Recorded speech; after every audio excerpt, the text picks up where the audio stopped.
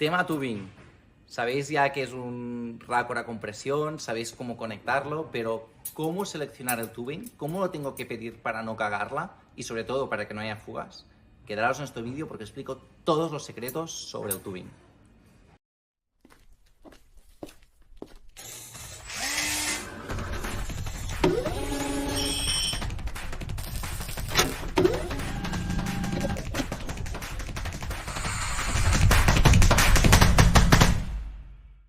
Bien, la forma más fácil de no cagarla, seleccionar correctamente el tubing acorde con los raccords a compresión y acorde a la presión de trabajo, es muy fácil. Me llamáis, me enviáis un correo, me lo compráis a mí directamente. Oye, Quique, quiero todos estos raccords con el tubing acorde, que no haya fallos. Y nosotros ya os lo suministramos directamente. Pero a ver, el vídeo no va de eso.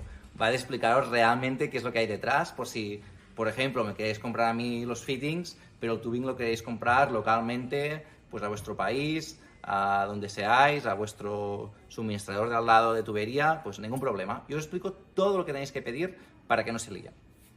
Primero, más importante, hay muchísimas especificaciones de tubing. Entonces, lo más fácil es ir a la página web de RedFluid, que la tengo aquí preparada, y ahí hay un artículo que os hablo de todas las especificaciones que se te tienen que tener en cuenta. Luego vais a redfluid.es. Luego clicáis en The Valve Corner, que es como se llama nuestro blog. Ahí hay un montón de artículos técnicos que hablo con mucho detalle de estas cositas.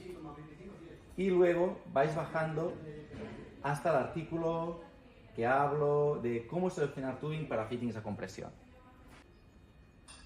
Una vez entráis al artículo cómo seleccionar tubing para los fittings de compresión, hablo de varias cosas, por ejemplo, de cómo pasar de diámetro exterior a diámetro interior, conociendo el espesor, cómo buscar un diámetro a pulgadas a milímetros en Google, en fin.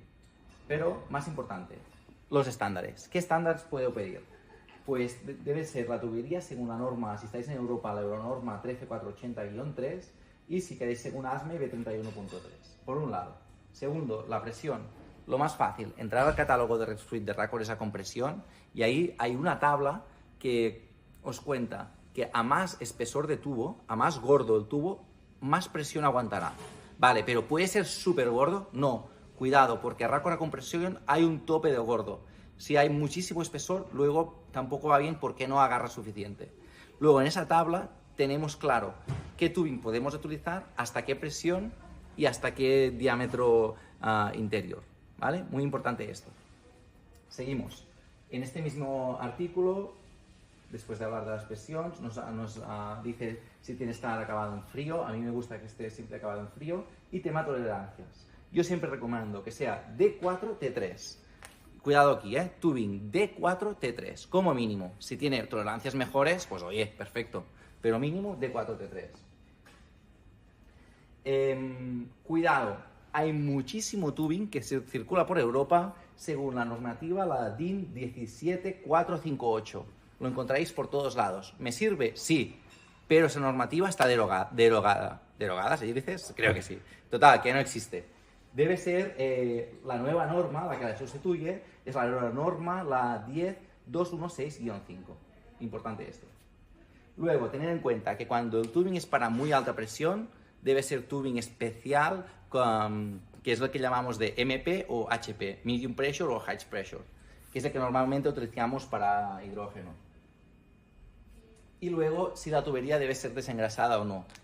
Claro que sí, cuando lo requiere, sobre todo para gases de oxígeno, hidrógeno, gases inflamables. Si no, pues no hace falta. Ya normalmente, sobre todo si lo compráis aquí en RedFluid, ya viene bastante limpia.